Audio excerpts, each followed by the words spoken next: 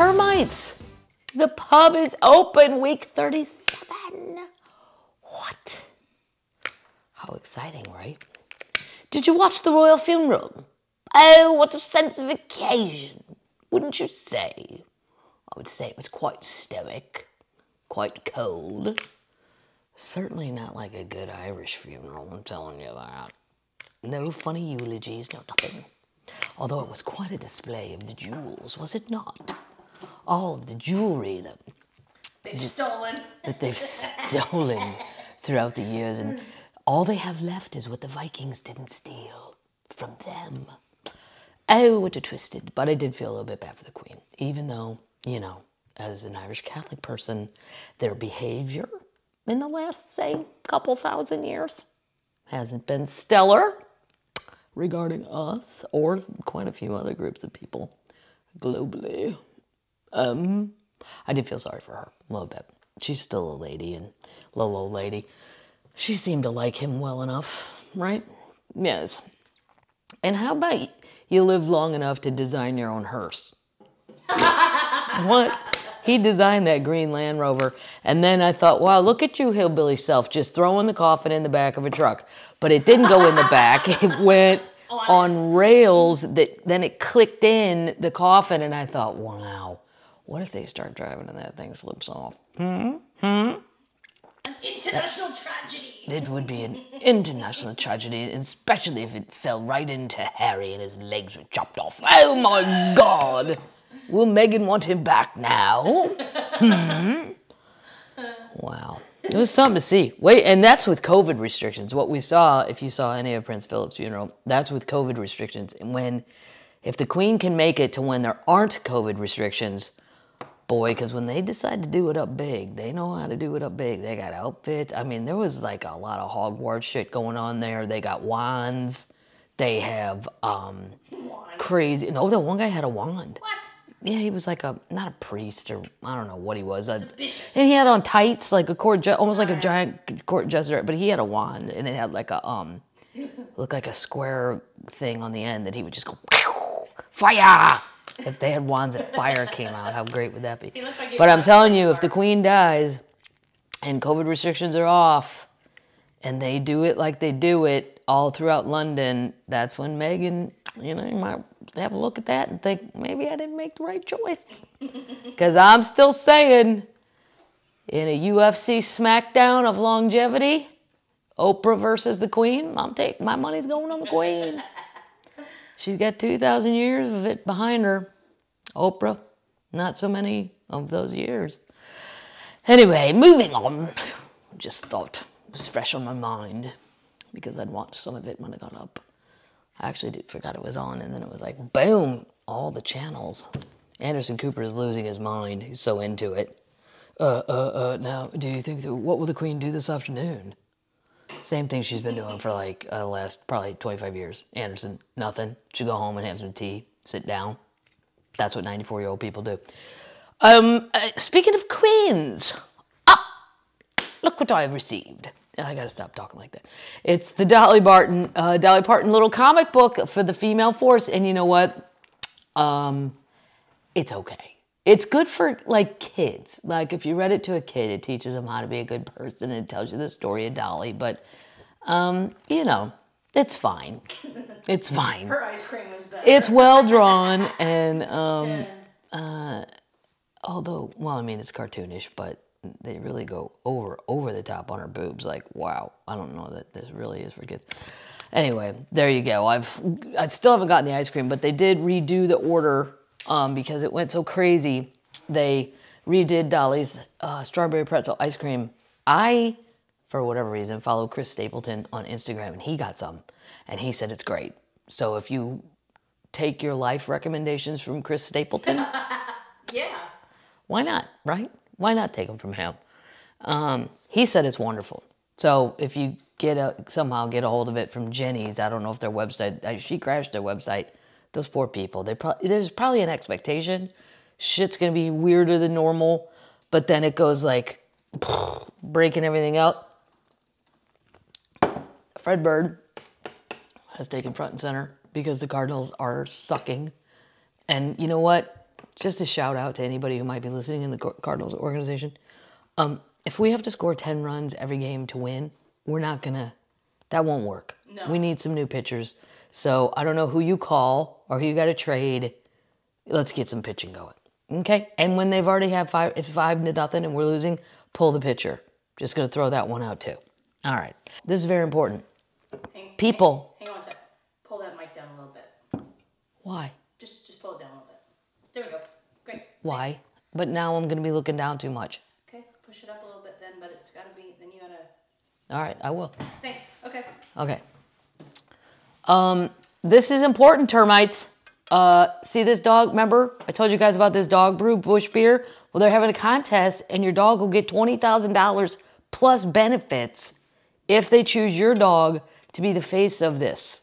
So go on Instagram.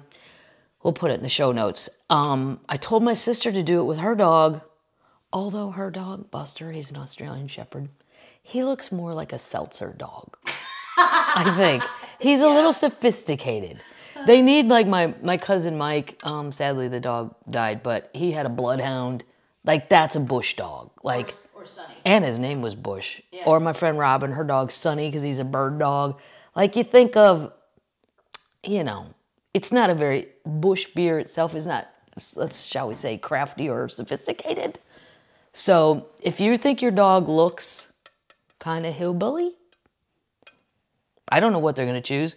But if I had a dog, which I can't because, well, I used to travel. But I'm starting again. Reno. I'm coming there in July. Boom! Selbyville, Delaware. I didn't know it was there. It's by Rehoboth. I've looked it all up. Coming there too. Reno. I'm going to have Michael Palisak's going to be the opener for that show. And then in Selbyville, one of my favorite comedians, who's a Northeast comic, Kelly McFarland, is going to be on that gig. So there you go. And then there's a bunch more on my website. It's starting. So when I used to travel, and then I didn't travel, and now I'm be traveling again, that's why I can't have a dog. I would love to have a beagle more than anything in the world, but no can do with the amount of travel. But if you do have a dog, go to the show notes. Just go on Instagram or Google Bush Beer Dog Contest. 20 grand and benefits. And then your dogs will... Benefits? Yeah. Wow. I didn't go through them all, but there's benefits. Seriously. Cool. And 20 grand's a salary. All your dog's got to do is sit there and act like it drinks Bush Beer. Yeah. Mm-hmm. Wow. Awesome. And my cousin Mike's dog, I should post a picture of him. His name was actually Bush, as in Bush Beer, and he drank beer.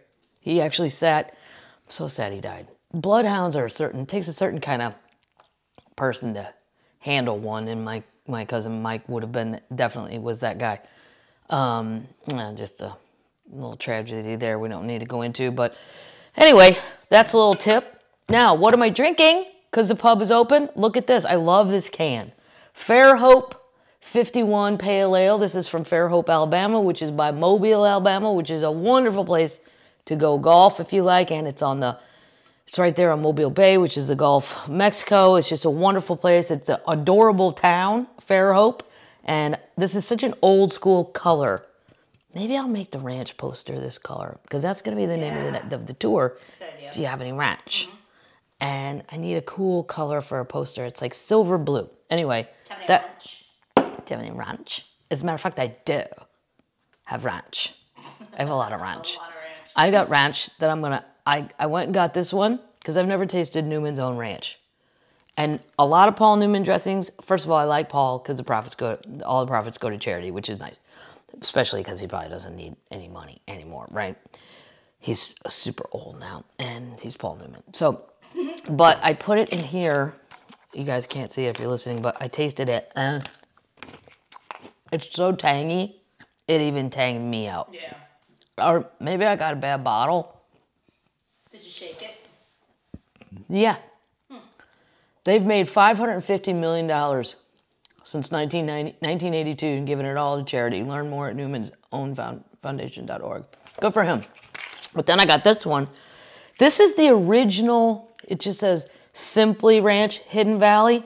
And let me tell you what, this, you forget how good just regular old school, no flair, because now everything's got to have flair to make money, but this. Or bacon.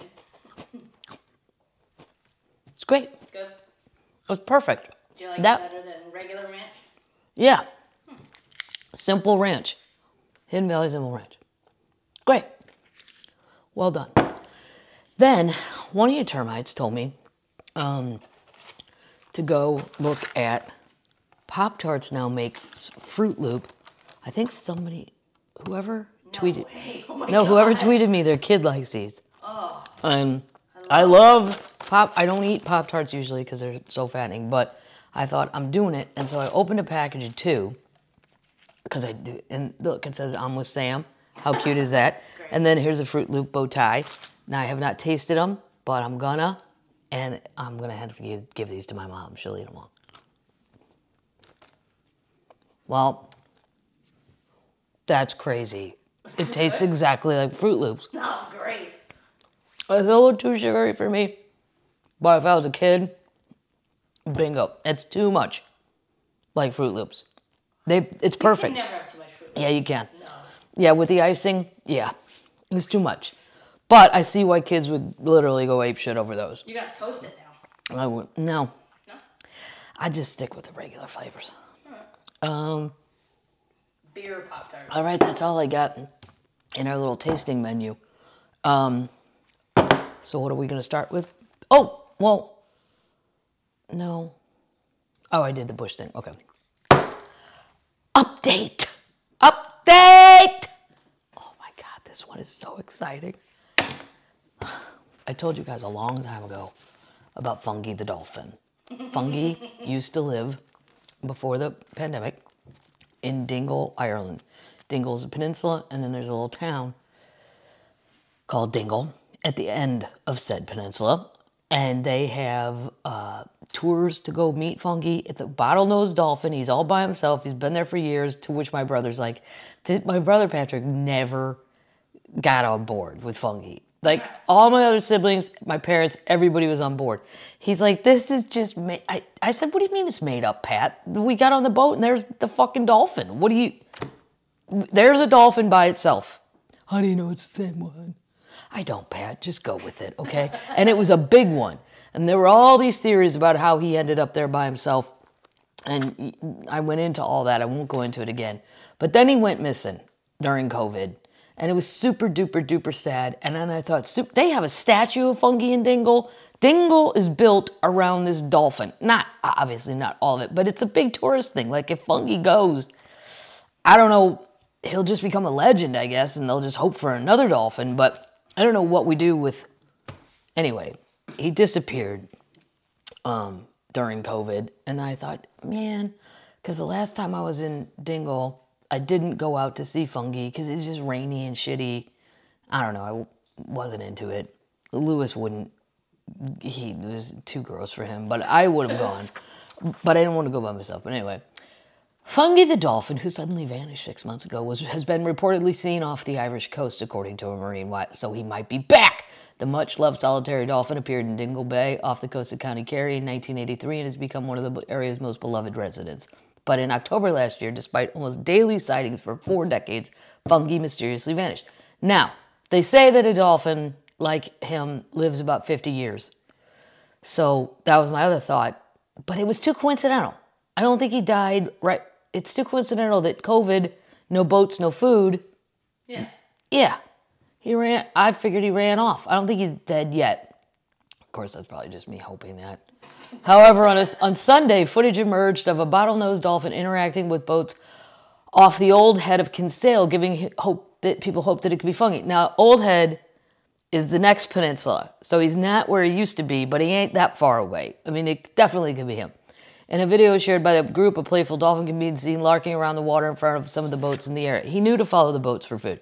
When Fungi vanished 6 months ago, people in the town of Dingle were left devastated. Yeah. As were the scores of tourists who flocked to the sleepy seaside town to see the famous dolphin. Fungi, a bottleneck dolphin, has always loved to spend time in the company of humans and has become a vital, much-loved part of the community. Since he first appeared 37 years ago, he's been a draw from across Ireland and abroad, with dolphins spotting boat trips, regularly taking people out to meet the playful dolphin. And he never doesn't show up. There's never been a trip out, so says the guy, and I've been probably 5 times. I've seen him every single time. But this was called after this was called off after no trace of Fungi was found. Jim Flannery, the founder and owner of Dingle Sea Safari Tours, knows Fungi well and has an immense bond with the dolphin. He said he pulled me through... I'm going to do my Irish accent. He's pulled me through thick and thin. I've spent times with him when I just needed some company, and not human company. I've spent it with him.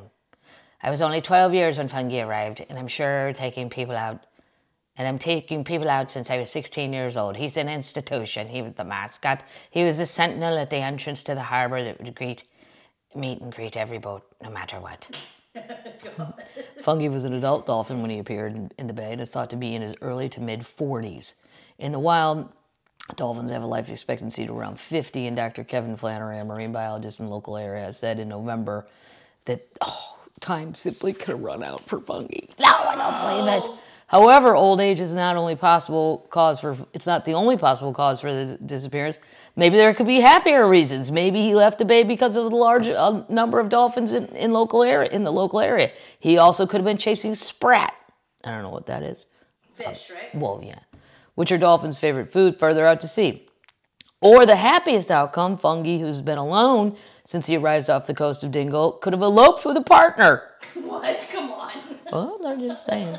They had to go on a honeymoon? Orca Ireland have asked people to let them know if they encounter Fungi, a solitary dolphin. I mean, I don't know how.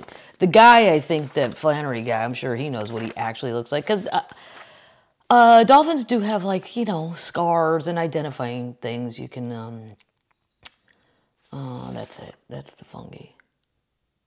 You can use the hashtag #TechForGood to help marine scientists monitor marine life around the Irish coast. So if you're in Ireland and you're out there, you see something, #TechForGood.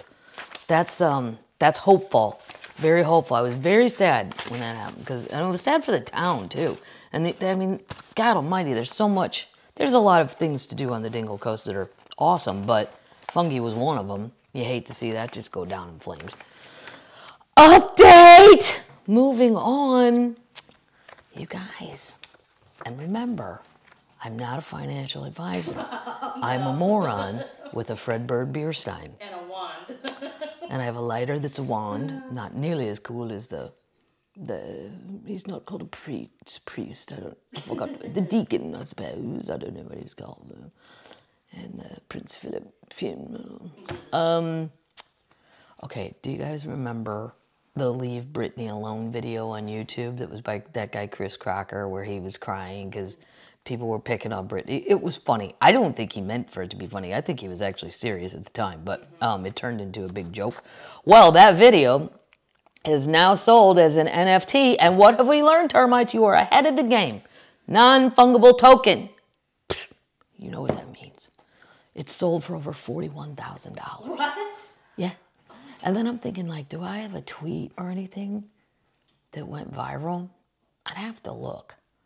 Maybe I'll start selling them. Huh? I don't have any videos. Your first podcast. I don't think you could sell the whole first pubcast. Maybe, but I don't even know how you do any of this shit. But anyway, Chris Crocker, the creator of the iconic Leave Britney Alone viral video, auctioned off the original 2007. Wow, that was that long ago. Footage is an NFT, or non-fungible token, a unique digital asset purchased with cryptocurrency. The bidding for the NFT ended Monday night, and it sold for 18.69 Ether, or over $41,000. Wow. Same. To an anonymous buyer. In the video, Crocker cried and pleaded with the tabloids to leave Britney Spears alone, becoming a cultural touchstone and an early marker of how the internet would spill into the public consciousness. Leave Britney Alone has been credited one of the first viral YouTubes on videos. On YouTube. I didn't know that was one of the first. Crocker's sale of the famous video as an NFT allowed for the sales of other viral digital content, including a version of Nyan Cat meme that sold for over $600,000 in February. An interview with Insider, Crocker, a content creator and online personality, he's now 33 years old. He was right, though. They should have left him alone. I mean, he was a little over the top about it. Just a little. There's no need to cry about somebody you've never met, but he was saying leave her alone. They should have left her alone. She was like a kid. Like, the press is just relentless. It's ever since we've created, like, TMZ and these places. I mean, and I always look at the people who work there and I think, do you feel good about that? Like chasing Liza Minnelli down the street. She's like, 150. Just leave her the fuck alone. I don't. Ron's been on TMZ a lot. Yes, my friend Ron has been on TMZ more than a lot of comedians, more than me, which is never. I've never been on it, nor do I want to. My favorite, though, if you go on TMZ, my favorite one of Ron, I forget where this was. It was like probably in Virginia or the Carolinas or somewhere. He had his tour bus parked outside somewhere, and drunk people just kept banging on it. And I don't even know if they were fans or if they were just drunk people. It was like 1:30 in the morning, and there's a picture of him on TMZ. He got up, and he's got boxer shorts. Just boxer shorts, no shoes. So he's running down a street at age 60, probably 2, and he has a golf club, which I think was a 9-iron, and he's gonna literally beat the shit out of whoever is constantly banging on his bus. Thankfully, he didn't find him, because I'm like, Ron, you can't just run around a town. Charlotte, maybe? I forget where. It was somewhere like Charlotte. It goes through my brain. You can't just run around a town with a 9-iron. Beating people with it. Like, what if you hit the wrong person? Like, that's assault. Maybe he like, had a tea time. He was, and he wasn't even drunk. He goes, I was just so mad. I got so sick of it. I thought, I'm just going to get out of this bus. And he's running around the streets with no shoes on. What is that? It's a great video, though. It's my favorite picture of his. Whenever he dies, I'm going to blow it up for the wake. In an interview with Insider, Crocker Content, they said they wanted to sell the content in a way to reclaim it. It's significant after years of taking hits for the frequently parodied and mocked video.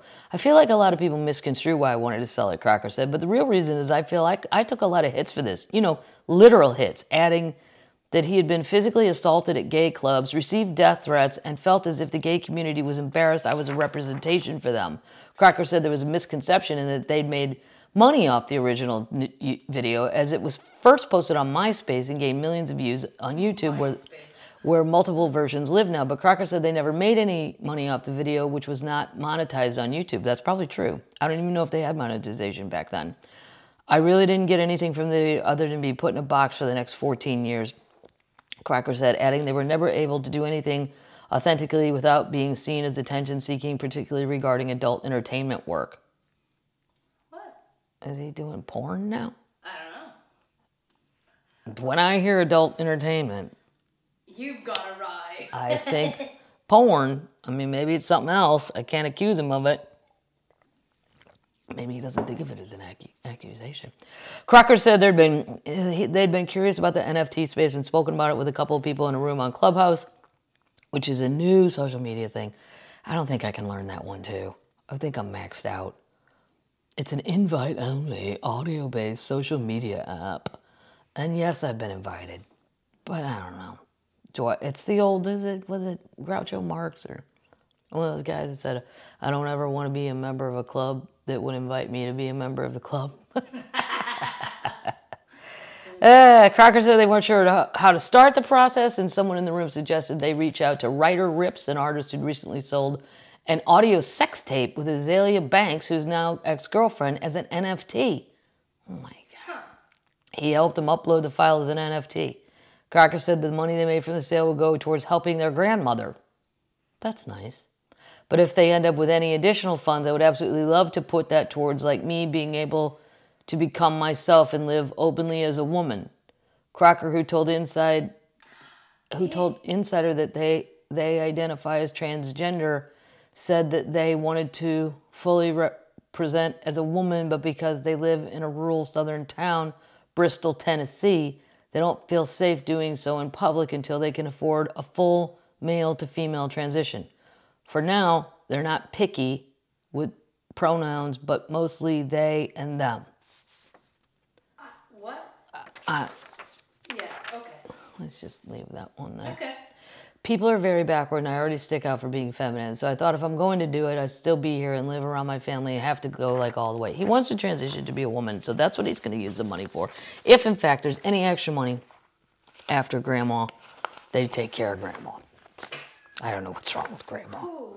Yeah, a lot going on. Yeah. Here's a little something. Now, none of us are Australian, but I thought this was kind of interesting. Mystery flights are the next big thing at Qantas. Is the latest airline to offer flights to undisclosed locations, providing passengers with clues about what to pack and teasing itineraries provided by the airline. Would you ever book a mystery flight? And I thought, I know what this is. This is their chance to sex traffic me. What? Come on, who's not looking for a 5'1", 50-something lady? Sex. This is how you get sex trafficked. You fall. No, I'm kidding. I'm joking, but it did make me laugh in my own mind when I thought that. At first, I said, no fucking way would I do this. And I think people on Twitter kind of felt the same way. But then I read about it, and check this out. I think now I would do it. Because first of all, the reason I would do it is it's only for a day. So that's fine. You got a day to, I got to go to the, I took a picture of it, a screenshot of the info. Give me 1 second. Okay, here we go. So it's expensive though. It's it's a day trip. Like you show up in the morning, you don't know where you're going, but they do give you clues and you can choose. But get a load of this. Economy, $737. What? I know. That's a lot. It's a lot. But all this stuff is included. You get the full day of activities best suited for over 18, reasonable fitness letters, modern mobility, and then you get to choose, like, it leaves out of Melbourne, Sydney, or Brisbane, and you return in the evening, but you can say, like, do you like the beach? Do you like hiking? Are you a city person? And then they'll hook you up. So they're for a day? Yeah. For $800? $737. I don't know. I think I could plan my own surprise day trip and surprise myself. Especially at this age, I don't even remember what I planned. Wow. So everything's kind of, I said my parents, everything they do is a surprise trip. Everything. They end up at Lowe's. Why are we here? I don't know. I thought you needed to be here. They have no idea. Oh, too, I wanted to thank Lynn from Pennsylvania. I won't say last names in case. Just randomly sent me scratch-offs. And I won $2, and I'll be keeping this in my wallet till I get back to Pennsylvania, because I think you have to be in those states to cash it. I'm 99% certain of that. But thank you. And that was just 3 little $1 scratch-offs to say thanks for the Pupcast. How adorable is that? Nice. Yeah, and I love scratch-offs. Matter of fact, I just bought a shitload of scratch-offs for nieces and nephews who get rewarded for good grades with scratch-offs. Let's start them early. Catch 'em young. It's part of my show, The Enabler. So that was a little update. Now, here's another thing you guys should know. This is just a life thing. So I wanted to, and don't send me hate mail for watching the Masters, because I know the Georgia voting thing, and I know, but they're never going to leave. And should I have watched it? You know, should I boycott it? Probably. But did I? Truthfully, no, I did not. I mean, I think on my CD, in other words, I did a joke about the Masters. It's on that CD for sure. Because somebody posted it. Yeah, we'll put it in the show notes. And I think I make my point about that. But anyway, to stream it, to watch it when it isn't on TV, I had to get this app, Paramount Plus. And the TVs I bought in 2015 are too old to get it. And other apps too. So I thought, all right, I'll bite the bullet, go buy another. Did you know that when you go to like Target and Walmart, those TVs that are out are not new? They're not used, but they're like 2 and 3 years old, which is a bunch of shit. What? Like well, okay. So if you go into Best Buy right now, you're gonna see. I've noticed, like in Target and Walmart, just passing by, you're like, oh, these big TVs are getting real cheap. Well, in Best Buy, they're not cheap, because you go in and here's the 55-inch deal, and it's like, you know, $1,000. And I'm like, I'm not paying $1,000 for a TV. Why? I just saw one at Target. What is the difference? Well, the difference is the one at Best Buy that they're displaying is 8K, which I don't need. I don't even notice that much. Does that technology even exist yet? I don't know. The only person that would know about that technology, existing or not, is my friend Lorene. Because she's a techo nerdo about all that stuff, loves that stuff. But I don't. And like my parents don't even have HD TV, and they don't even know it because their vision's shitty. They think they're looking at a clear picture. Because I go over there and I'm like, oh my God, why don't you let me buy you a new TV? Why? Why would you spend the money? This picture is wonderful. Oh, wow, you guys are blinder than I thought. But anyway, so when you go into Best Buy, those are the 2021s. So I went to Target and I said to the kid working there, I'm like, do you know what year these TVs are? Because I thought, well, shit, I don't want to buy another one that can't do the apps. And he's like, oh, because it doesn't say on the tag. It presents it as if you're buying a new television, and you are not. Like in 2020. Yes, you're buying new, meaning it's never been out of the box, but it's an old model. But they don't say that unless you ask. So he went climbing around. One was a 2018. Oh. Yeah. So that's just a little something. Now, if you go on Best Buy's website, you can order what you want that isn't the fancy, pizzancy stuff that's in the store. You can buy like a 4K, which to me is all that's needed. Just note that, though, that I always thought that I was buying a new TV. Is it more expensive to get a 2021 or 2020? Yes, a 2021 is But more like a lot expensive, more but not a expensive? lot more if you know to go on the website and don't buy the 8K crap, because they do have the 4K stuff and all that online. But if you went into Best Buy to buy a new TV, you'd think, oh shit, they're going up again. They're not. It's just those are the 8K super, I don't know. I don't even watch. Well, I have watched a lot of TV during COVID. I don't normally because I'm just gone. But that's just something to think about. Little tip, little piece of human knowledge I didn't know. Thank you. You're welcome. Everybody's welcome on that one. Thank you. Thank you. Okay. Now here's a little something. What are we watching?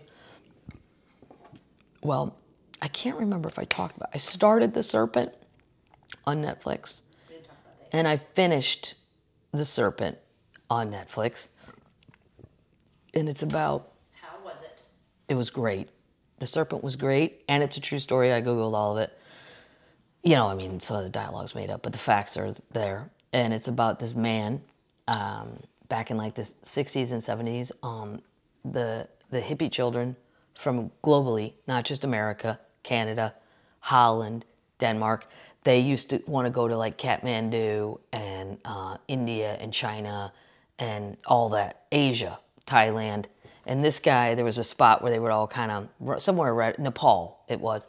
And then he would trick them into thinking he was great, having great parties. And he ended up just killing tons of these teenagers, maybe 20-somethings. But I also thought, you know, again, this is Lewis, my friend, Lewis the comedian. It's Lewis's generation. Like, my father would have no more let me go to Kathmandu alone. Some of the girls went alone. No cell phone, bag full of traveler's checks. I mean, the easiest way. And my sister goes, well, what do you think Dad would have done? I go, I never got that far. I just know I'm not allowed to do that. Honestly, what would he have done to stop me from going to Kathmandu alone?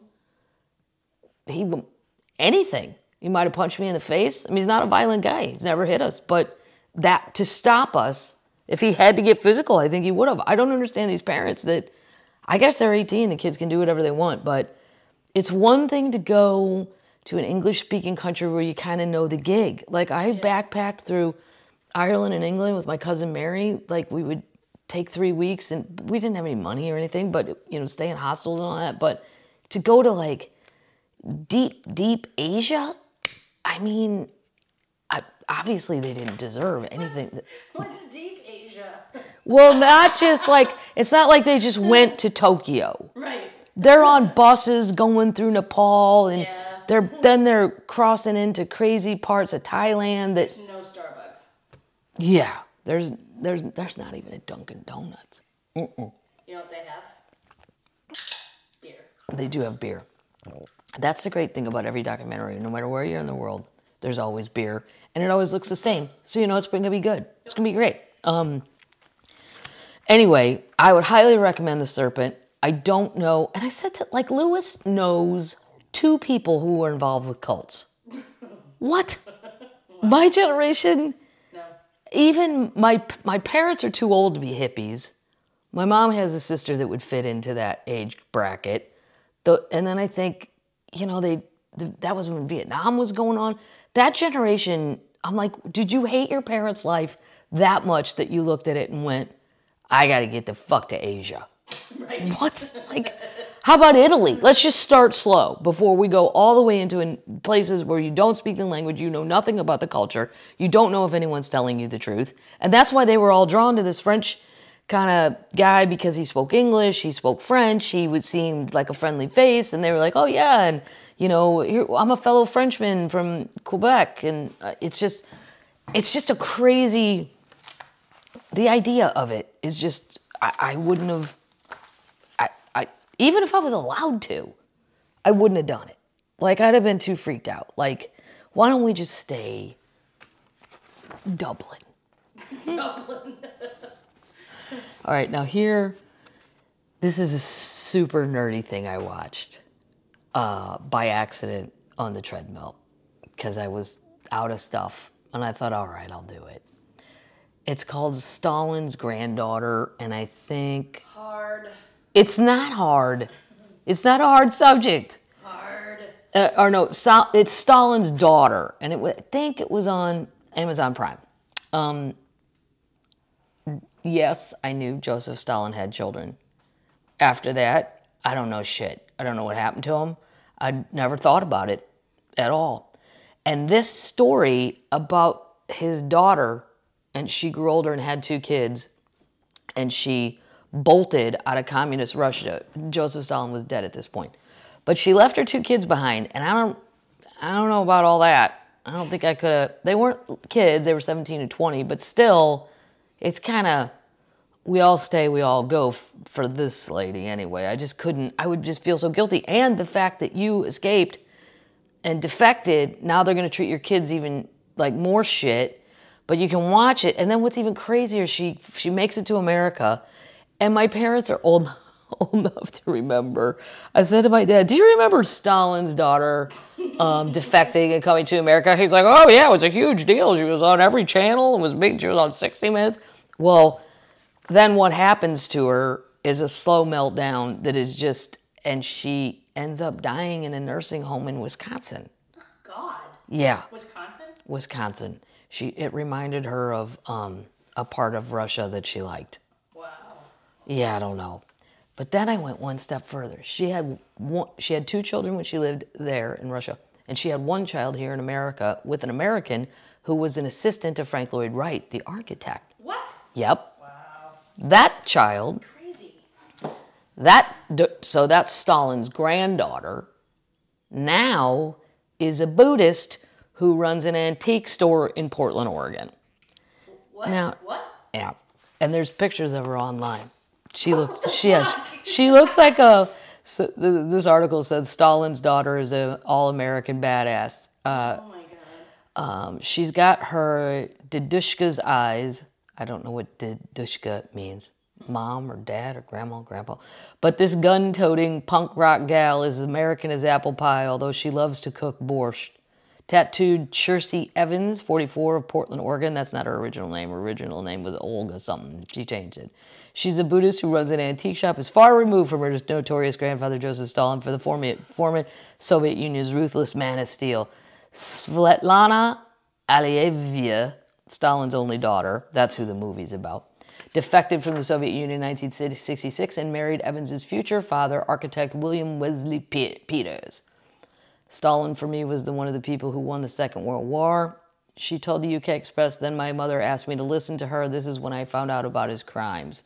Millions were killed during Stalin's brutal regime from 29 to 53 when he ruled with an iron fist as he transformed the USSR into a military superpower. The bleach blonde is the youngest of the 3 children, the only 2 from her marriage to Peters, who was born Olga but chose to change her name. Her mother, who was married to Peters for 3 years, died of cancer at age 85.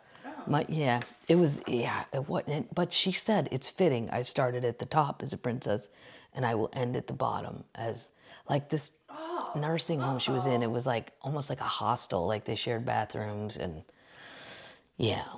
But she spent a lot of money, though. She got a lot of money when she got here for telling her story. She got like $3 million bucks. She spent that, and then she got another $1 million for a book about her first year in the United States, and I just think she was kind of out of her mind, which, you know, it wouldn't be that. Right. The granddaughter said She had an opportunity to work for the IRS, and she decided to start her own business. One had the prospect of excitement. IRS? Yeah, she's smart.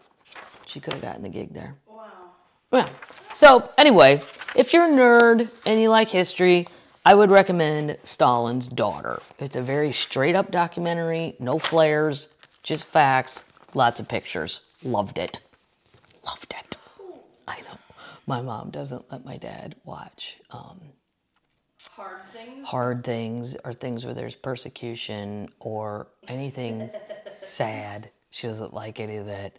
So I emailed my dad on the down low and said, hey, when that lady you live with goes to ladies' league golf, you might want to sneak in Stalin's Daughter. It's only like an hour and 15 minutes. Anyway. I can't believe she went to Wisconsin. Yeah. The place, there's pictures of it. It's not even, it's like west of Madison. She's not even in Milwaukee or Madison, like not even a town. She's out in a small, tiny town. Wow. I think she wanted to not be, recognized. She was over it. But, you left your 2 kids behind in Russia. You're never going to see them again. But she did go back. The daughter won't have anything to do with her. The daughter is a volcanist, someone who studies volcanoes. Wow. Yeah, that's... They're all kind of crazy. Yeah, that's a ding-dong. Yeah. Cray-cray.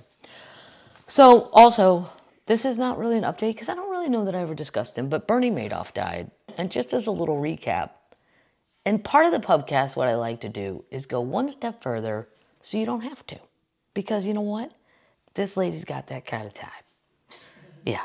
So, just as a recap, Bernie robbed 37,000 people in over 136 countries over 2 decades before he was arrested. He ripped off $65 billion in his Ponzi scheme with celebrities, billionaires. He died Wednesday of natural causes, so he was old, like 85 or something.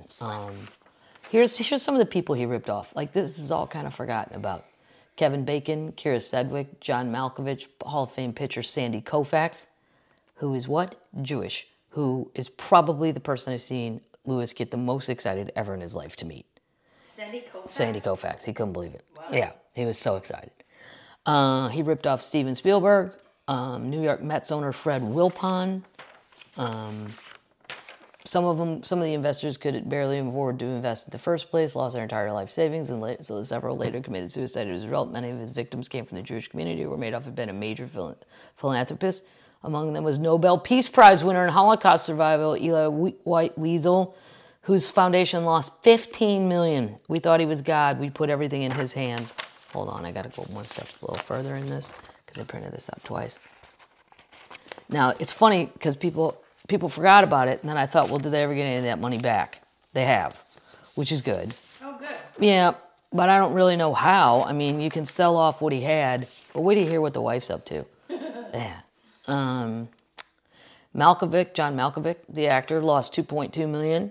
Mm-hmm. Oh, wow. Here's what happened to the Mets owners, Fred Wilpon, Jeff Wilpon, and Saul Katz. They had more than 500 accounts with Madoff. Saul Katz. Yeah. They were sued for $1 billion by the trustee for the victims who claimed they knew or should have known about Madoff's schemes, according to the New York Times. Well, here's the thing with Bernie. If somebody guarantees you a 10% profit, no matter what, that's impossible. Right. So he's doing something fucked up. I mean, I don't think the average person who hears, oh, I got this investor guy. Well, the rich people have money people. I know that for a fact because now throughout comedy, I've seen people get rich and they don't even know anymore. They got a money guy, right? And that money guy invests the money and maybe the money guy did it and didn't consult with, so-and-so and hoopty-ha. But that money guy should have known. How can this guy guarantee 10% every year? No matter what happens in the world, nobody's that smart. Right. And I'm not saying they knew what he was doing. It's like a casino. Yeah, it's just not, something isn't right there. But I can see where people be like, no, I swear to God, because it did go smoothly for many, many years. So you think, well, fuck. And some people cashed out before it got weird. And those people, you know, I guess you just say they got lucky. The Wilpons, it turns out after they lost all them, these are the Mets people. They were forced to take out $65 million in loans to be able to make their payroll and borrow tens of millions from other baseball franchise owners. I didn't know this about, maybe that's why the Mets were been so bad. That's right. I'm talking to you, Keith Alberstadt. It ended with the Wilpons losing their financial stake in the Mets, with current owner Stephen Cohen buying up a minority stake for $20 million. Cohen purchased the majority of the team from Wilpon and Katz last winter. The judge issued a forfeiture ordering stripping Madoff of all of his personal property, including real estate investments, and $80 million in assets his wife Ruth had claimed were hers. So there's some of it back. But 80 million is nothing compared to 65 billion. I mean, over the years, Court and trustees labored to unwind the scheme and have recovered more than 14 billion of an estimated 17 billion investors put in news businesses. That's pretty flipping good. Yeah. They were appointed to recover the funds, sometimes suing hedge funds and other large investors who came out ahead and divvying up those proceeds to victims. Good. I mean, I hope. But the problem is, you know, if somebody was 70 when all this happened, it's taken... Yeah, they're not going to get it back in their lifetime. Not in their lifetime, so I could see where they would just be distraught and say, I'll just kill myself, because what am I going to do? Go get a job at 75? The effort's still ongoing and has returned up to 70% of the lost funds of investors. More than 15,000 claims against Madoff were filed. According to the victim funds, more than $3 billion has been paid out to victims so far. Good. Not great, but good. The Department of Justice said in December it began paying out approximately $488 million to help individuals, schools, charities, pension plans, and others recoup their losses. So this all started, by the way, in 2008. So, right. And then this is the whole timeline. He doesn't die till 2021. They don't start getting money till 2017. It took 11 years. So to get any money scooting around to pay back, and I don't know, a lot of these people were old. I don't know if that they could have all held on that long. That's the problem with the wheels of justice. They move too slowly. Where's Ruth? Where's Ruth? Madoff. Did Ruth know? No. You think no? No. Well, I think She worked there. She's in denial. She's in denial, but she knew. She didn't work on the secret floor. She didn't work on the secret floor, but the sons did. But the fact that I know there's a fucking secret floor, that tells me I know something's wrong. Something is not right. Let's say my brothers are up working on floor 6, and I'm never allowed on floor 6. It's not that she didn't know the details. She didn't want to know. She didn't want to know. Didn't want to know. No, she liked her life. She likes handbags.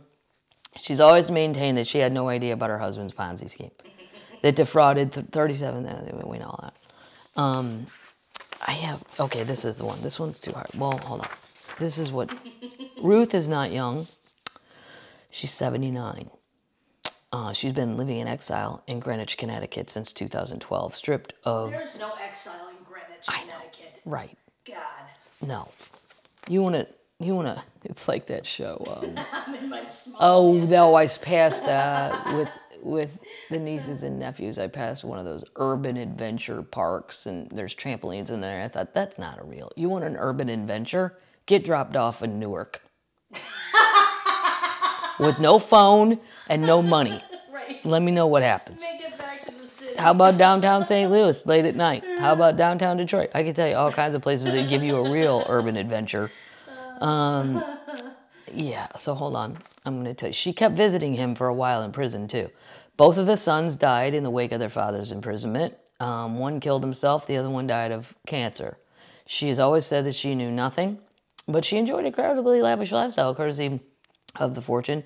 They had a $7 million penthouse in Manhattan, a $4 million mansion in the Hamptons. That's not that much for the Hamptons, so must have not been that big. She's remained supportive of her husband while he served out his 150-year jail sentence. But hold on, it got more, but that one's hard to read. Sometimes when I print them out from the Daily Mail, it doesn't print out, although this one's better. Ruth Madoff is finally living in style again, sharing a $3.8 million waterfront mansion in Connecticut with a former daughter-in-law's family, the Post has learned. This is from New York Post. She probably put it in their name to hide it. Come on. Paddles thinks that she put it in their name to hide it. She might have, but they're going to be on to all that shit. They're looking. She can't, I think one of her sons, they're both deceased. So it was the wife of one of them. So those would be her grandkids. Right. So we're going to put in grandkid A's name, and then they can't touch it. But they would know if it was originally hers. Doesn't matter. It's already moved.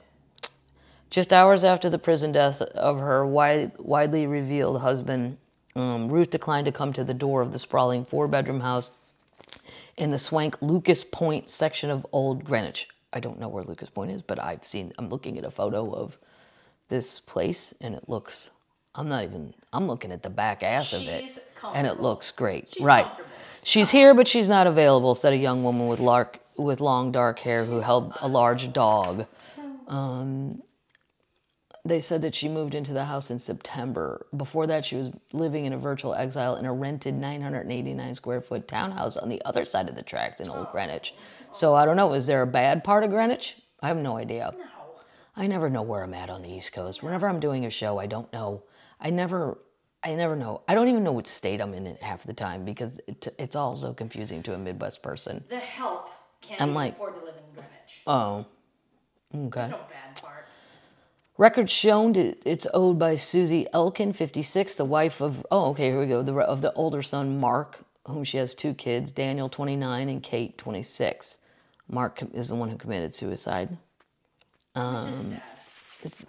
Well, how much did they know? I mean, they know. They knew everything. You can't do that.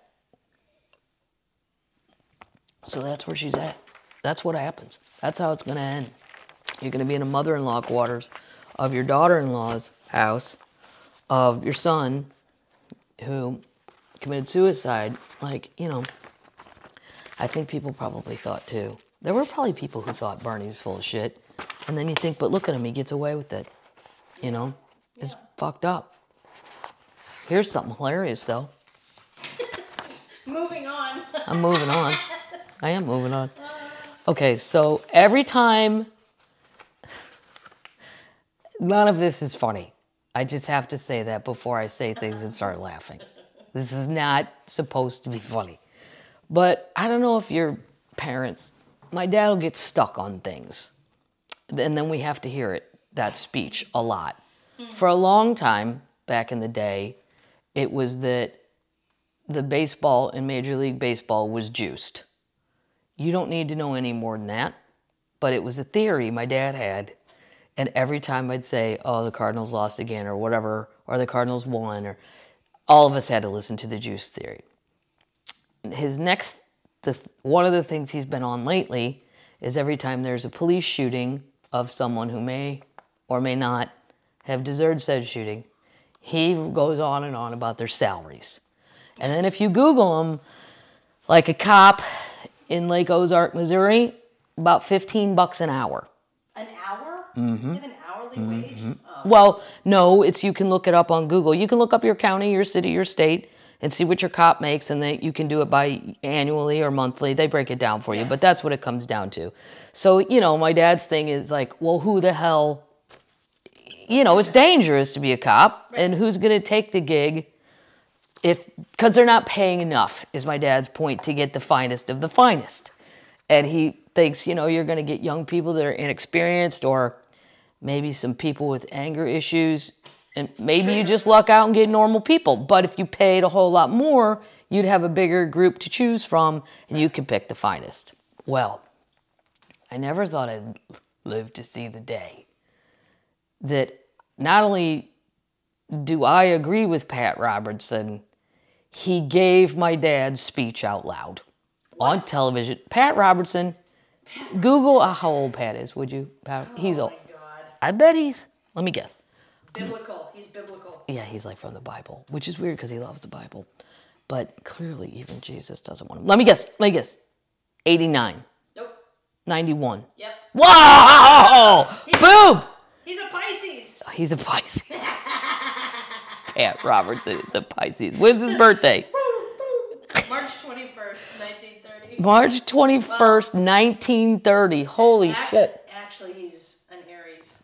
Oh, he's an Aries? He's on the day. Oh, he's a cusp baby. Yeah, he's a cusp baby. Well, maybe that's why his show goes back and forth. This was so great. And I'm going to put this in the show notes. So you guys, you have to see the demonstration. Wow. Pat does a live demonstration of a Glock, which is a handgun, of which my mother has one. Yeah. I don't know if I should say that out loud, but she does because she's afraid at the farm.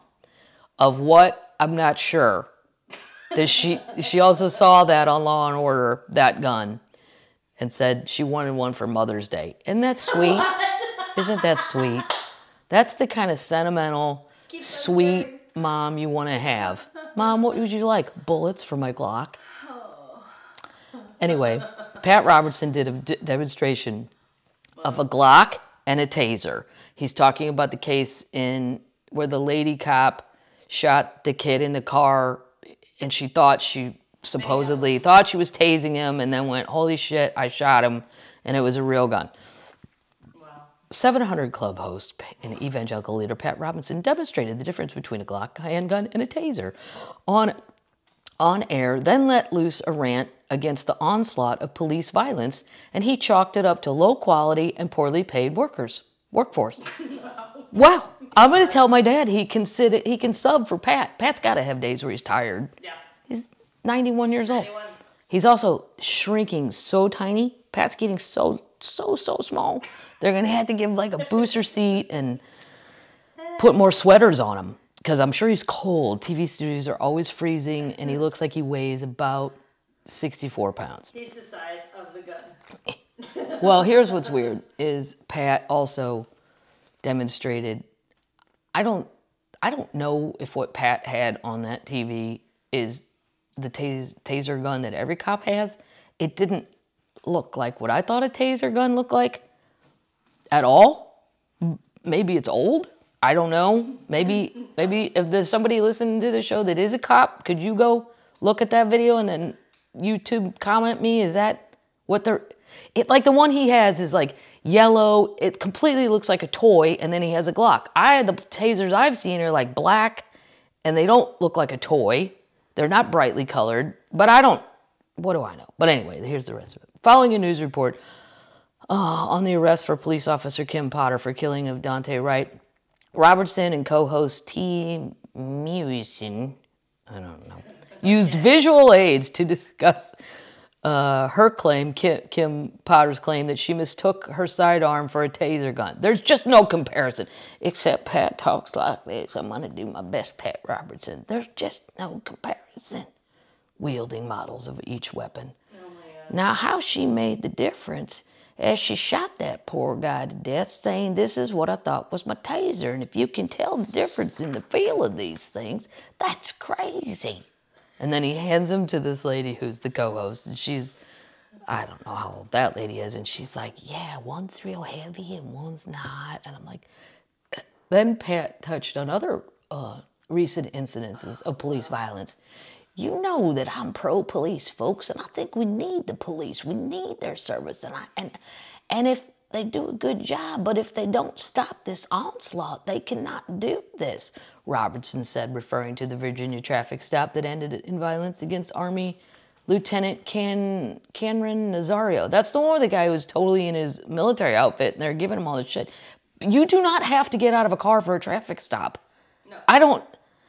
And then when the guy goes, I don't have to get out of the car, it's a traffic stop. If that's what you're even stopping me for, I don't have to get out of the car. And then the cop goes, you better get out of the goddamn car. It just escalated so quickly over nothing. He had paper plates because he had just bought the car.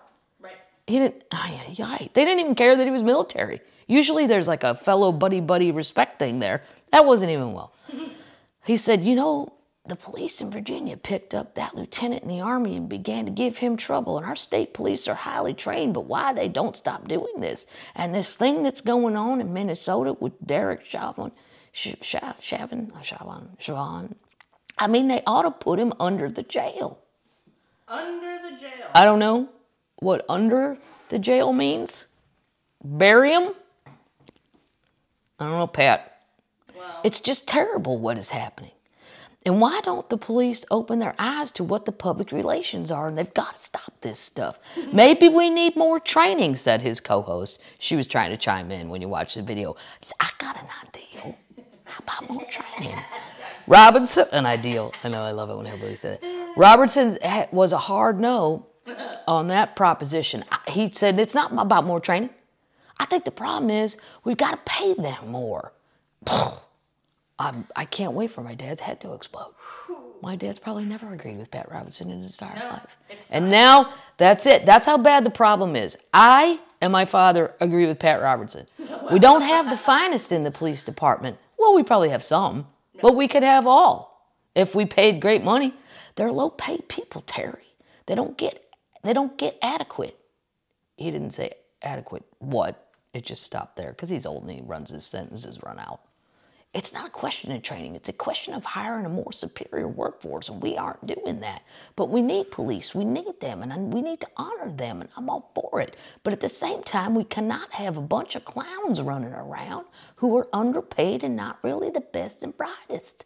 We've got to have the best in there. Right. Wow.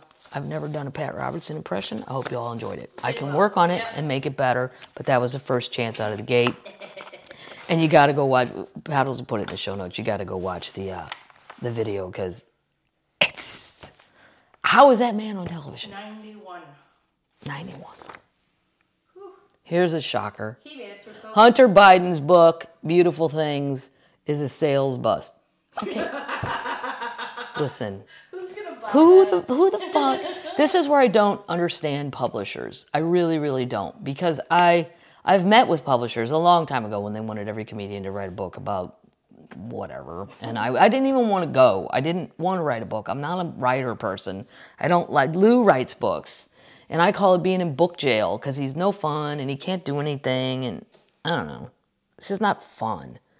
For me, as much as I don't love the general public sometimes, I really like people individually. And without people, it's just not fun to me. So book people are kind of, anyway, wasn't my thing. But these publishers, well, they're just more insular. They're happy being, like, Lou can be alone for long periods of time and not be bothered by that. I don't love it. It's okay for a while, but, not days on end. We need to get you back to the people. Well, I got enough friends up at Your 7-year-old friend. my bar, golf course. Yeah, I have plenty of friends. Never have a problem just hanging out at the bar. But Hunter Biden, I don't know who published it. Let me see if I can find out. I'll find out. But how dumb? Or did you do it because of pressure? Did Joe Biden call, his father call and say, nobody gives a shit? Simon & Schuster. Simon & Schuster. Of course. Simon & Schuster, who's who? Carly Simon. Did you know that, people? I put out a joke one time about that on Twitter, and people didn't get the joke. Carly Simon is of that Simon family. Simon & Schuster. Money, money, money, money, money. Raised with a ton of money. She still seems like a lovely person, but somebody should tweet Carly Simon. What was your family thinking? Why would you give a book to this idiot? I mean, he's done a bunch of crack. He's done a bunch of blow. He's pissed away a lot of money. First of all, if I wanted to hear that story, I could call one of my 9 million friends, and probably a third of them have already done all this. Not that I'm bragging, but why would you give him money? Nobody's going to buy it. Nobody cares. I bet his family doesn't even want to read it. No. His dad wouldn't know if he read it. I don't know if Joe Biden read it. Would you want to? Joe seems a little old for all that. He seems a little old to understand the whole kit and caboodle of addiction and all that. Like, I think he's supportive, but do you really get it? There's a different level. But also, how tiring. This Hunter guy's old. Like, enough is enough. This is okay in your teens and your 20s. People go through shit, 30s, 40s. But this guy, I don't know. He seems to be, I don't know, he got all this media crap, though. He was on everything. The CNN and all the, I don't know, the morning shows, CBS Morning. And I only saw clips of it. And I thought, No. why is this a story if he was going to become the president, then yes, I would go, well, I probably should know what was he doing.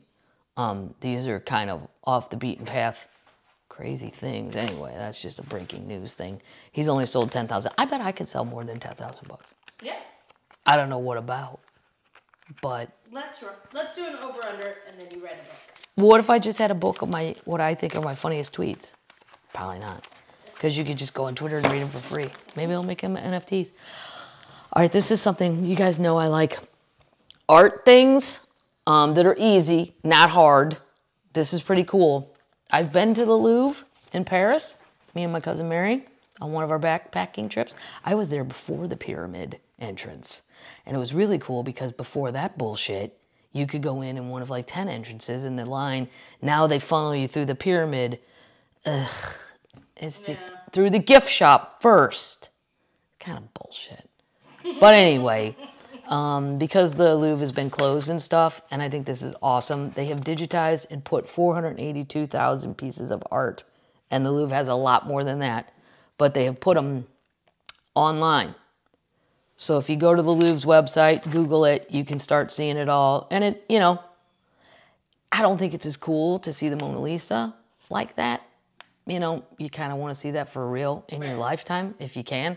But if you can't, what was more interesting to me is I plowed through a ton of them. There's just so many things I never even saw. And I've been there more than once. And you could never see it all probably in a lifetime. So if you want to go online and look at some fancy art, that's where you can do that. Oh my God. This is a super alert. Hold on. All right, I've got 2 more things for today. Let me make sure. Pat Robinson. Cute. Oh my God, Coinbase too. All right, you guys, I've talked to you about cryptocurrency. Once again, giant asterisk, I am not a financial advisor. I'm a lady who's trying to get somebody that I know to get their dog to win the dog brew bush contest. That's who I am. So you probably shouldn't necessarily take this as educated advice. Coinbase, which is the biggest trading market for cryptocurrency, which is the app I have on my phone. There's a little C. It's a very cute little app. We'll put it in the show notes. Put it in the show notes. Their stock went public. So picture like the New York Stock Exchange. Coinbase is an exchange for cryptocurrency. You can buy and you can sell. And it has the most Bitcoin, so it has the most things to sell and the most things to trade. And they went public on the stock market. And I think it opened at like 390. Didn't really stick to that, but it's not doing bad, like at 340. So if you want to invest in the future stock market, which I would call, now here's something. This is, now I have to be very careful how I talk about this because I have shows in Clearwater, Florida. And You'll drive in and out. No, should I not talk about this? No, talk about it. Leah Remini's show scares me so bad of the Scientologist people. I love that show. I loved Leah Remini's show about Scientology, and I think she's so ballsy for doing it because, as you can see in her show, they're not afraid to harass.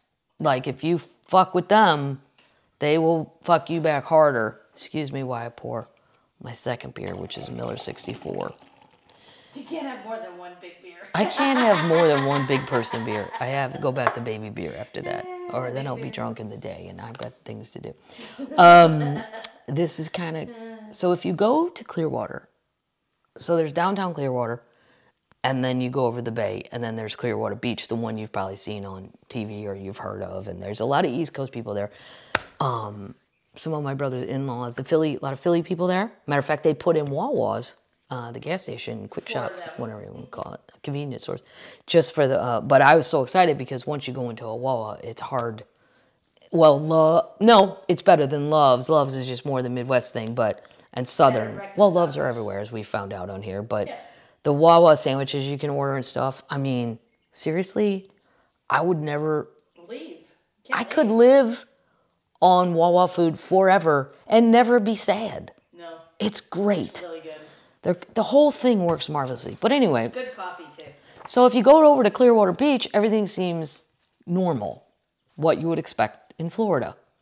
Probably more East Coasters than other places in Florida. Because a lot of the East Coasters go to the East Coast of Florida. But to see them on the West Coast is usually sometimes strange for Midwest people, but they've really bought a lot of stuff down there. But downtown Clearwater, which is where I work, there's a theater there, and I always have really fun shows, but downtown has a very odd vibe. And initially I didn't know why. I'm like, why are all these people? First I thought they were cruise ship people, like workers on cruise ships. And they kind of are, because there's the Scientology cruise ship. Right. But I thought they would work for Carnival or, you know, maybe a cruise ship. All of them. Mm-hmm. Yeah. Then I think I've already told this story, but I tried to hand my rental car keys to one of them in front of like a Hilton, and the guy wouldn't take them. And then I see another guy, and he took them. And I said, why, is that guy off work or something? He's like, ma'am, that's not a valet, that's a Scientologist. I went, oh my God. They need new uniforms because they look like the valet guys. And then I thought, well, at least I know he was honest. He could have taken the car. Right. I gave him the keys. I don't even know what I rented. He doesn't want to leave. No, he doesn't want to leave. Well, he can't leave. He doesn't have any money. He wants to stay right there. So I was talking to the guys at the theater, and they were telling me how Clearwater Scientology owns all these buildings in downtown Clearwater, and they own a lot of space that isn't developed, and it just sits there. And it seems to be that their goal is to own all of it, all of downtown. As a result, though, there's not a lot of like restaurants or bars. It seems eerily quiet at night. In the day, it seems like a bustling, strange university town with cruise ship workers is the best way I could. But they're very, the people are very like on a track, like I'm going to walk from A to B. I'm a very serious person. The vibe is odd, and I'm being kind. And I don't know where my people come from, but come to the show, because I'm always like, are they Tampa? Yeah, I guess people are driving in, and at least we know that they're probably not going to steal your car, because I actually gave them the goddamn keys to a car and they didn't steal it, so it's safe. But this is the Church of Scientology. The church is one of 5 developers to bid on a project to develop 3 city-owned parcels of land. And if I went on the map, and they're right by the water, right by the bay, but there are 4 other bidders. It doesn't specify what they want to buy, what they want to do with it. They won't say. But in 2019, 58 properties in Clearwater are owned by Scientology. Oh my 58. God. 60 are owned countywide. All of them are 72% tax exempt. That's bullshit. Well, I mean, how can I talk about that? I mean, look at the Vatican. I mean, that's tax exempt. But I feel like that was a long, long time ago. Right. Like me and Lewis decided one time that you can't be tax-free if you're a religion that is 200 years, or no, we made it 100 years. If you're not more than 100 years old, because you just made that one up.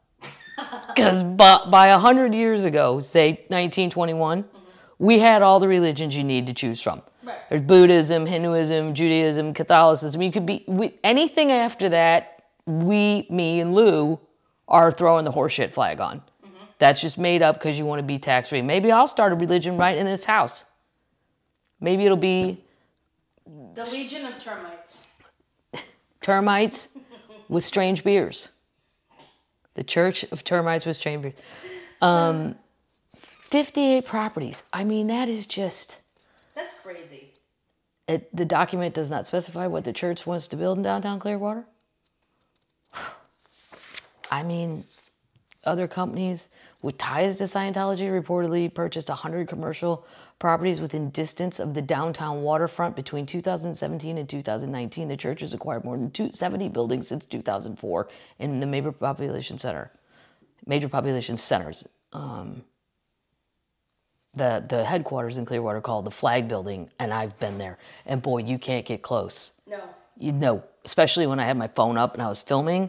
And I was scared shitless because I've watched the Leah Remini thing, and then I thought, You know, I do have this show here. I don't want to fuck it up. I'm not even sure I'm going to keep this in the podcast because then I think I don't need them up my ass at the theater. Not that I'm popular enough for them to be listening. They probably wouldn't listen to me anyway, right? They listen to everything. Well, we're not going to put it in the show notes, and we're not hashtagging it. No. Hashtag Scientology hater. But that guy that's in the show with Leah Remini, I forget his name, Mike something. Mike. He said that their whole goal, is to just buy everything. Oh no, his name's Tom DeVocht, a former Scientology executive who oversaw the church's property purchases since 2001. He's quit. Told the outlet that the church has one intention and one intention only: buy as much property as they can for the church, whether they use it or not, so no one else can be there. Mike Rinder is there. Oh yeah, Mike Rinder's the guy in the show. Yeah. He's awesome. But I mean, for Leah Remini to take that on, because she's probably made shit tons of money off the sitcom with, I forget what it's called. What was it called? I don't watch sitcoms. King of Queens. King of Queens, right, with Kevin. Kevin James. Yeah. She didn't need the money.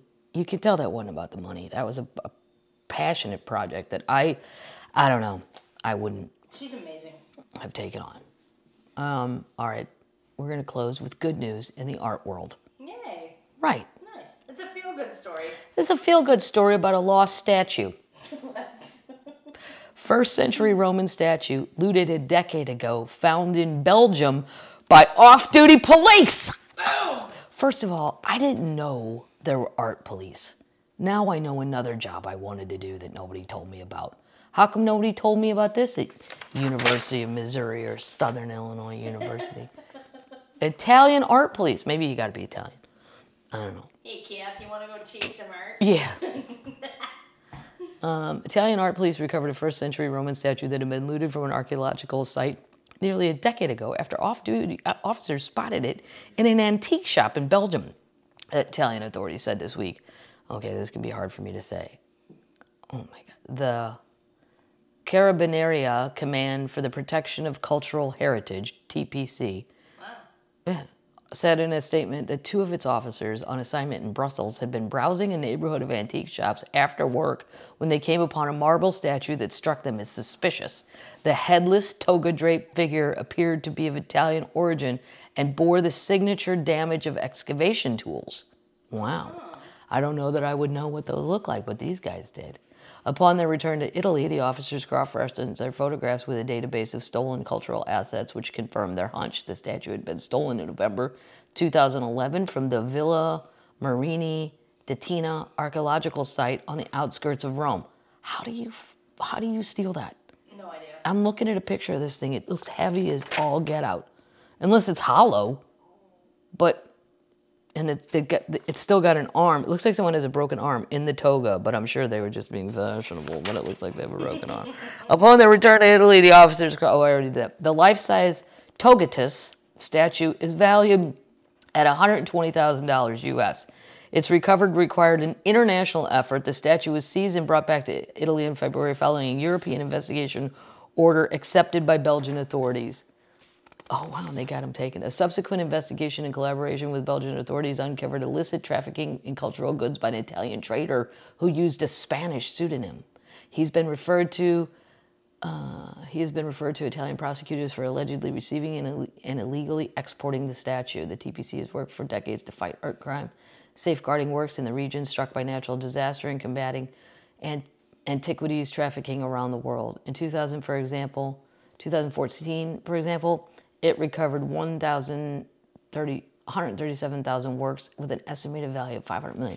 That's fantastic. Yeah. I think that would be the coolest job. Which next week, termites, you all need to go watch the art stealing thing on Netflix. It's called This Is a Painting. This is. Wait. Just go to the front page of Netflix. It'll be on there. Because I've started watching it. I'm not going to talk about it because I haven't.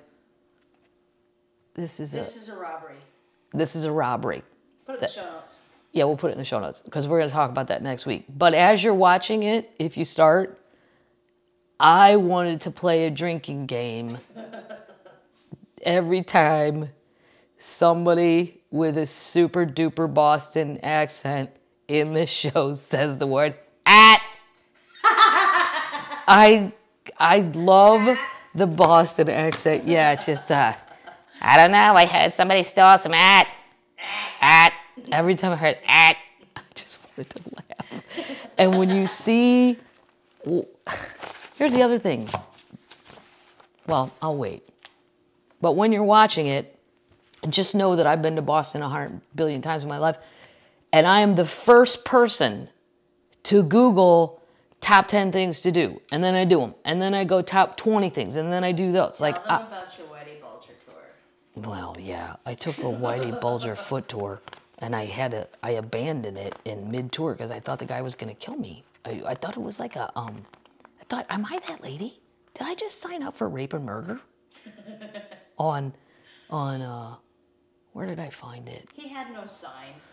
He wanted cash. He didn't have a sign. He wanted cash. And he wasn't Irish. No. Not that you have to be, but he seemed very far away from what would have been a person that would have known a lot about that and grew up in that area. And anyway, and this museum where you're going to see on the show that the art has been stolen from, I never heard of it. No. And I'm that lady. I'm the nerd. I'm the geek. I go to see everything. I don't think there's anything left in Boston. That's what I do with every town I go to. I go do their things, and then I do them once or twice, or I do them forever if I liked them, or I just quit, and then I just experience the town as a normal person, as a non-tourist after that. And I don't know how I missed it, but I did. I never heard of this place. I heard of the lady's name, but I don't even know why. I can tell you where Paul Revere's grave is. Great. Yeah. You're walking the freedom Faneuil trail. Hall. I mean, I've done all the touristy things. Sam Adams, is his grave there? I think it is. His brewery is there. No, his grave's in that one little cemetery down by the square deal. Yeah. So anyway, that's it, termites. Go start watching that. It's really good. And there are a few times so far that I think they've gone a little off the beaten path, where I think we're getting away from what we're talking about, but they have managed to string it back in. So they did a good job, even though sometimes it's like, why are we talking about this guy? Like, what went on there? Right. There's so many funny things about it. When you, just to see the people that maybe stole it, no, they were commissioned at a bare minimum, because the rest of their crimes they're not art thieves. They have like cocaine and gun dealings and drugs, not like, you're not gonna believe it, I stole a Rembrandt. Who's that? I don't know, but he's got a really fine piece of art. Give me the knife, I'm gonna cut it out. They didn't even steal the paintings, they cut them out of the frames. And I guarantee you they're so old that when you roll it, there's no way the paint didn't crack. Because I paint, and I know that paint I use, maybe they had better paint. But I don't think so, I think they had worse paint. Yeah. And that paint chips, and when it hardens, and if you roll a canvas, it flakes off. It's like concrete. Yes. So I was talking to my sister. Well, I was talking about all this next week, because one of my theories is maybe they stole it and they rolled it and all of them broke. And then they went shit and burnt them or something. Because that one guy on his deathbed goes, no paintings. There's no paintings. There's no paintings. Not paintings. There's no ad. Paintings. There's no ad. Anyway, all right, termites. You all have a good week. And I'll catch you later. I'm going to go do something fun. And that's all I got for you, termites. Termites. Here's the question.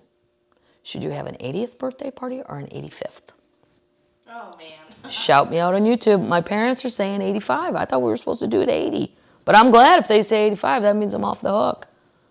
Me and my sisters don't have to plan all this. What if they don't make it? Well, they may not make it. But it's their choice. If they both don't make it, then I don't have to plan any party. True. The wake will be the party. Wow. The wakes are always the party. That's for us. That's why I watched the Philip funeral, and I'm like, no eulogy by any family member? Nothing? They're all too mad at Jesus. Yeah, make Harry get up and say something. Come on, you like Paw Paw. Get up there. Tell a story. I mean, the Irish would never settle for that. No. We're just going to let the priest say shit and we all leave? Right. No, somebody has to get up and give a eulogy. At least do the readings. Right. No, nobody got up. No. Maybe it's COVID rules. I have a feeling it's just English. Stiff upper lip. Well, stiff upper lip. Let's get up. Let the deacon do it. Whatever they're called. I don't know what they're called in the Church of England because I am not a member of the Church of England. Okay. Well, that's it, termites. That's all I got. Ready? Night-night, termites.